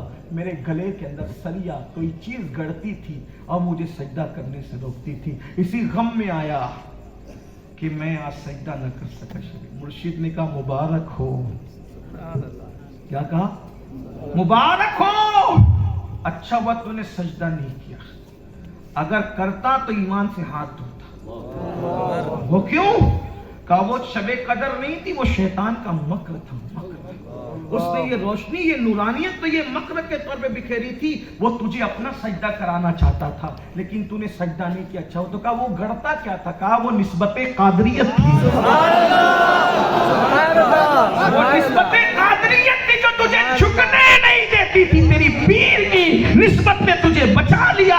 इसीलिए मेरे इमाम कहते दिल पे गंदा हो तेरा नाम कि वो दुष्टे रजीम उल्टे ही पाओ फिरे देख के तुगरा तेरा। उल्टे ही पाओ। ये लोग शैतान से बचाने वाले हमारे अंदर कब है? ये निस्बत कादरियत इतनी बड़ी चीज है। और वहां वो मुरीद तो अलग ही उछल कूद कर रहा था, तब उसको समझ में आया कि पीर का दामन पकड़ना फिर कुछ है। फिर वो कदमों में बैठ गया। इसका मतलब ये है मेरे अजीज, इबादत करो, करते रहो, लेकिन जब ज्यादा करने लगो तो फिर जरा सोचो कि कहीं कोई अपने साथ मक्र तो फिर तौफीक की बजाय ऐसा तो नहीं कि किसी का मक्र है, इसका भी ख्याल करो। बात दूर निकली तो मैं बात अब समेटूं, क्योंकि वक्त पे गुफ्तगू खत्म करके मुझे ट्रेन पकड़नी है। तो बरसीसा बहुत इबादत गुज़ार, और अब शैतान उसको 3-3 दिन 3-3 रात तक के खड़े रहना है। कत्ल कर नहीं करूंगा, जिना कर नहीं करूंगा, फिर शराब पी ये कर सकता हूँ। नियत उसकी अच्छी थी, लेकिन जा कर रहा था। और कहा ये नशे की चीज, ये जो नशेली दवा जो शराब है तुझे ऐसे नहीं मिलेगी, फुला जंगल में वहां तुझे मिलेगी। तो तेरी इज्जत भी तो बचाना है। ऐसे शहर में तुझे कोई शराब खरीदते देखेगा तो तेरी इज्जत जाएगी, तो तुझे जंगल में जाना है। अकेला चुपके से 60,000 शागिर्दों से छुप कर बरसीसा निकला, और निकलने के बाद जब जा रहा तो फरिश्तों की आंखें निकल गई। मौला ये कहाँ जा रहा है? अल्लाह ने कहा ये मेरी शान बेनियाजी देखो, ये शान बेनियाजी देखो। मय्यादिहिल्लाहु फला मुदिल्ल लहु व मन युद्लिलहु फला हादिय लहु। मेरी शान बेनियाजी देखो। जंगल में गया, औरत अकेली थी, बहुत खूबसूरत थी। जैसी उससे शराब मांगा, उसने शराब दी, पिया, फिर पिया, फिर पिया, हत्ता के नशे में धुत हुआ। वो खूबसूरत औरत पर शैदा हो गया, उसके साथ जिना कर लिया। जिस जिना से बचने के लिए यहाँ तक आया था, जिना। उसका शौहर आया तो उसके शौहर ने उसको उसके साथ खलवत में देखा तो उसको कत्ल किया। शौहर को कत्ल भी किया, जिना। देखो ये है नशा। نشہ کہاں پہنچا، زنا بھی کیا اور پھر قتل بھی کیا. یہی سب کر رہا تھا شیطان انسان کی شکل میں بادشاہ وقت کے پاس. کہا برسیسا کیسا؟ اور وہ تو اللہ کا بڑا ولی ہے برگزیدہ. کہا دیکھو کیا ہے، چلو چل جم کر جنگل میں. وہاں دیکھا تو رنگے ہاتھوں پکڑا دیا. قتل بھی ہے، زنا بھی ہے، ثبوت سب، شراب کے نشے میں بھی. قاضی کے پاس مقدمہ آیا تو قاضی نے کہا پہلے تو کوڑے لگاؤ، اس کے بعد پھر اس کو پھانسی دو، قتل کرو. کوڑے لگایا، ذلیل ہوا. جب پھانسی کے پھندے پر برسیسا پہنچا تو پھر انسانی شکل میں آیا. کہا پہچانا؟ ہاں پہچانا. کہا دیکھ تیری خانقاہ میں آنے والا میں ہی تھا. 3 رات 3 دن تک کے قیام میں، نماز میں، عبادت میں کھڑا ہونے والا میں ہی تھا. تجھے اس عورت کے گھر تک پہنچانے والا میں ہی تھا، شراب پلانے والا میں ہی تھا، زنا کروانے والا بھی، قتل کروانے والا بھی، بادشاہ کے پاس آ کر تیری چغلی کرانے والا بھی، سب کچھ میں نے ہی کیا ہے. اب تو مر رہا ہے. کیسے مر رہا ہے؟ ذلیل ہو کے، رسوا ہو. قیامت تک یہی ہوگا کہ برسیسا پاپی تھا، برسیسا پاپی تھا. اس نے عبادت کے لبادے میں پاپ کیا، پاپ کیا. کتنا بدنام ہوگا. مرنے کے بعد بھی تجھے بہت بدنام کرے گا. لیکن میں ایک کام کر سکتا ہوں، تجھے بچا سکتا ہوں. تو بچ جائے گا، بچنے کے بعد اتر جائے گا، توبہ کرنا، پھر جتنا متقی تھا اس سے بڑھ کر متقی بن جانا. تو تیری پچھلی زندگی لوگ بھول جائیں گے، تیری پچھلی زندگی لوگ بھول جائیں گے، اور پھر یہ تیرا تقوی لوگوں کو یاد رہے گا. پھر تو مرے گا تو شان سے مرے گا، تیری عزت باقی رہے گی. کہا کیسے بچا سکتا ہے تو مجھے؟ کہا مجھے ایک سجدہ کر، مجھے ایک سجدہ کر. سجدہ کرے گا تو میں تجھے بچا لوں گا. کہا مجھے باندھ دیا گیا، کیسے سجدہ کروں؟ کہا صرف گردن کا اشارہ کر دے، یہ سجدہ قبول ہے.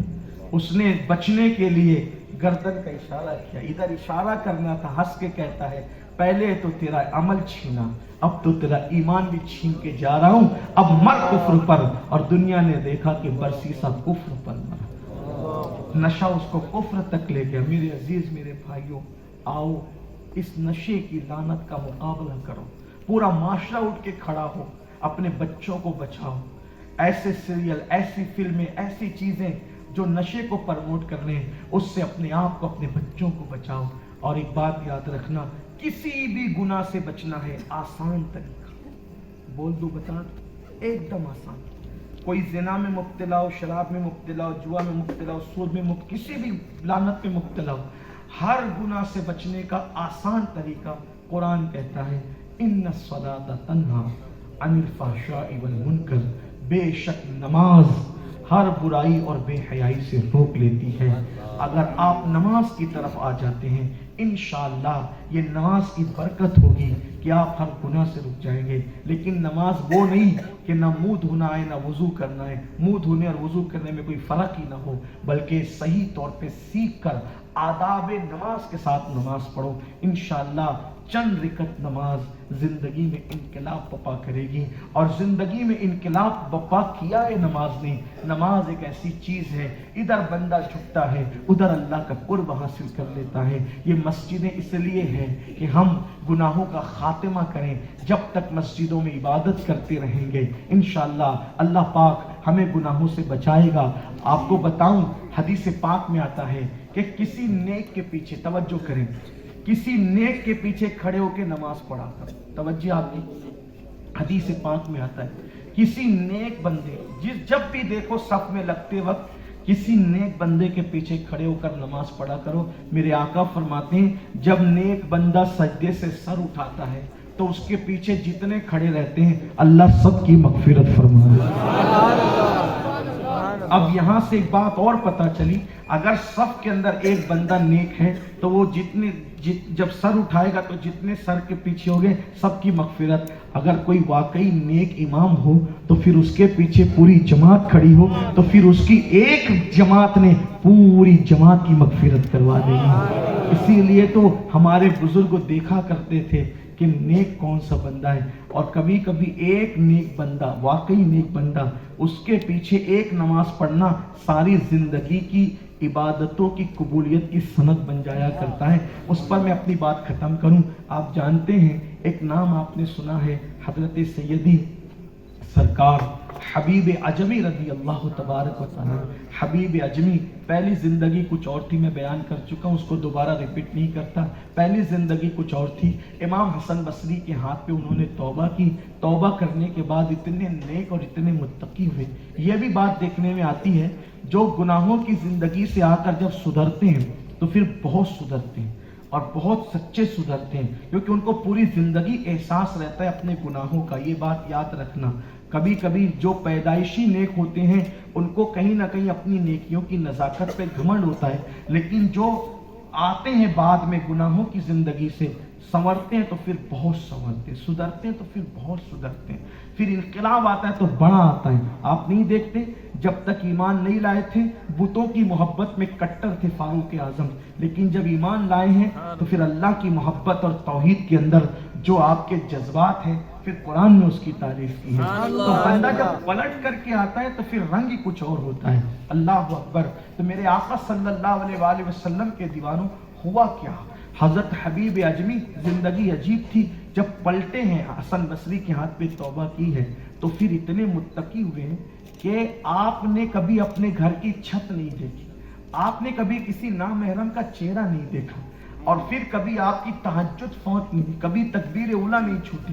ایک مرتبہ امام حسن بصری آ رہے تھے ان سے ملنے کے لیے، مرید سے ملنے کے لیے پیر آ رہا ہے، خلیفہ سے ملنے کے لیے مرشد آ رہا ہے. آئے تو دیکھا مغرب کا وقت ہے، آتے آتے ٹائم شروع ہو گیا. حبیب اجمی نے اپنی خانقاہ میں نماز شروع کر دی، جماعت کے ساتھ نماز پڑھا رہے تھے. حسن بصری نے دیکھا نماز ہے، دیکھو پھر بات تو بات ہی ہوتی. حسن بصری نے سوچا میرا مرید ہے، میرا خلیفہ ہے، میرے ہاتھ پہ توبہ کی ہے، پھر اجمی ہے. تو آپ نے ان کی ابتدا میں نماز نہیں پڑھی، آپ نے نہیں پڑھی. پھر آپ نے دوبارہ جب بھی جماعت کی نماز کی، جو بھی تفصیلات ہے پھر وہ ہیں. نماز کے بعد پھر ملاقات ہوئی، بات چیت ہوئی، پھر وہ چلے گئے. جانے کے بعد خواب میں اسی رات اللہ پاک کا دیدار ہوا. کچھ لوگ اس پر بھی باتیں کرتے ہیں اللہ پاک کا دیدار کیسے ہو سکتا ہے. ہم نے کہا ہو سکتا ہے، اہل سنت میں جائز اللہ پاک کا دیدار. اور ادھر کے لوگوں کو تو زیادہ پیٹ دکھی ہوتی ہے اللہ کا دیدار کیسے ہوا ان کے ولیوں کو. آپ کے مولانا نے بھی تو لکھا ہے کہ میں نے خواب میں دیکھا کہ میں اللہ میاں کی گود میں بیٹھا ہوں. تو آپ جب گود میں بیٹھتے ہیں تب آپ کو یہ نہیں لگتا کہ کیوں خواب میں دیدار ہوتا نہیں ہوتا. جب سنیوں کے بزرگوں کی بات آتی تب آپ کو تکلیف ہوتی، کیسے خواب میں دیکھ سکتے، کیسے دیکھ سکتے، کہانی گڑھتے ہو، قصہ گڑھتے ہو. ہمیں پتہ ہے کیا ہوتا ہے نہیں ہوتا ہے، ہمیں پتہ ہے. ہمارے امام اہل سنت نے لکھا، امام المتکلمین علامہ نقی علی خان نے لکھا. اسی طریقے سے ہمارے مرشدوں کے مرشد میر عبد الواحد بلگرامی نے لکھا کہ ہمارے بزرگوں کو اللہ کا دیدار خواب میں وہ ممکن ہے. اب جس طرح وہ کرانے والا جانے، کرنے والا جانے. مکتوبات میں مجدد الفسانی نے لکھا، ساری کتابوں میں لکھا ہوا ہے کیسے دیدار ہوا، کرنے والے جانے. ابھی تمہیں کیا پڑی اس پر. بہرحال تو امام حسن بصری کو اللہ کا دیدار ہوا، جیسا کہ اس کے شان ہے، اللہ نے جیسے کرانا چاہ کرایا. دیدار ہوا تو اللہ سے اس کی مولا میری ایک تمنا ہے کہ جتنی باتیں میں نے کی ہے وہ سب قبول ہو جائے، جتنی عبادتیں اب تک کی وہ سب قبول ہو جائے. ارشاد ہوا حسن تجھے میں نے موقع تو دیا تھا لیکن تو نے اس کا فائدہ نہیں اٹھایا. کہا مولا وہ موقع کب دیا تھا؟ ارشاد ہوتا ہے آج ہی تو. مغرب کی نماز حبیب پڑھا رہا تھا، اگر اس کے پیچھے کھڑے ہو جاتے تو جو چاہ رہے ہو تمہاری مراد تمہیں مل جاتی. اللہ کی شان ہے. اس لیے صف میں بھی کسی نیک کو دیکھا کرو اور دیکھا کرو امام بھی کوئی نیک ہو. اور یاد رکھنا جو رسول اللہ کا احترام اور تعظیم کرتا ہے اس سے بڑا نیک کون ہو سکتا ہے. کیونکہ قرآن کہتا ہے وَمَن يُعَظِّمْ شَعَائِرَ اللَّهِ فَإِنَّهَا مِن تَقْوَى الْقُلُوبِ. جو اللہ کی نشانیوں کی تعظیم کرتے ہو وہ دلوں کے تقوی کی وجہ سے ہے. تو یہ آیت حج کے موسم کے لیے ہے، یعنی کہ یہ اللہ کی نشانی کون؟ جو قربانی کے جانوروں کا احترام کرے. قرآن کہتا ہے وہ دلوں کے تقوی کی وجہ سے ہے. اب بتاؤ جب قربانی کے جانور کا احترام دل کے تقوی کی وجہ سے ہے تو جو اللہ کی سب سے بڑی نشانی محمد الرسول اللہ ہے، جو ان کا احترام سچے دل سے کرے اس کے دل کے تقوی کی کیفیت کیا ہو. اللہ تعالی ہم سب کو عمل کی توفیق دے. گفتگو کے درمیان کوئی غلطی ہو تو اللہ تعالی معاف فرمائے. وما علینا الا البلاغ. استغفر اللہ ربی من کل ذنب واتوب الیہ. माशाअल्लाह मस्जिद तामीर हो गई है, पहली नमाज भी हो गई है, बल्कि दूसरी भी हो गई है, तीसरी की तैयारी है, फजर का इंतज़ार है इंशाअल्लाह। मस्जिद में नमाज पढ़े पाबंदी के साथ। मस्जिद पूरी तामीर कर ली गई है, लेकिन मस्जिद पर कुछ कर्ज बाकी है। आप लोग इतनी बड़ी तादाद में यहाँ मौजूद हैं, अगर आप हजरात जो है वो उसमें हिस्सा ले लें तो इंशाअल्लाह तबारक व तआला उम्मीद करता हूँ कि मस्जिद के सर पर जो कर्ज का बोझ है वो उतर जाएगा इंशाअल्लाह। और जब मस्जिद के सर पर से आप कर्ज का बोझ उतार देंगे तो अल्लाह आपके सरों से कर्ज का बोझ उतार देगा इंशाअल्लाह। 6 लाख का कर्ज बाकी है। आप हज़रात से गुजारिश है तवज्जो फरमाएं। और साथ ही साथ चूँकि आप जानते हैं खलीफा हुज़ूर ताजुश शरिया हमारे बिरादर अजीज़ जनाब शब्बीर पटेल रज़वी साहब बड़ी खामोशी के साथ उर्दू ज़बान का सरमाया आपकी अपनी मादरी ज़बान गुजराती ज़बान में मुंतकिल कर रहे हैं।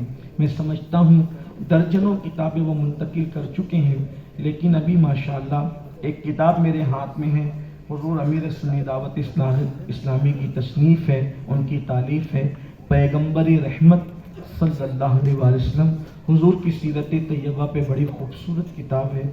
आप इसको ज़रूर ले जाएं ताकि आपके घर में ले जाने के बाद आपको पता चले कि हुज़ूर अलैहिस्सलाम की शान रहमतुल्लिल आलमीनी के जलवे हुज़ूर ने कैसे बिखेरे और इस किताब में उसको किस तरीके से गुलदस्ते के तौर पे जमा किया गया है। उम्मीद है आप उसको ले जाएंगे। साथ ही साथ दूसरी किताब है तोहफ़े निकाह, ये भी है, यानी शादी ब्याह के मौके पर क्या होना चाहिए, कैसे होना चाहिए। मस्जिद का भी ख्याल फरमाएं, किताबों का भी ख्याल फरमाएं। अस्सलामु अलैकुम।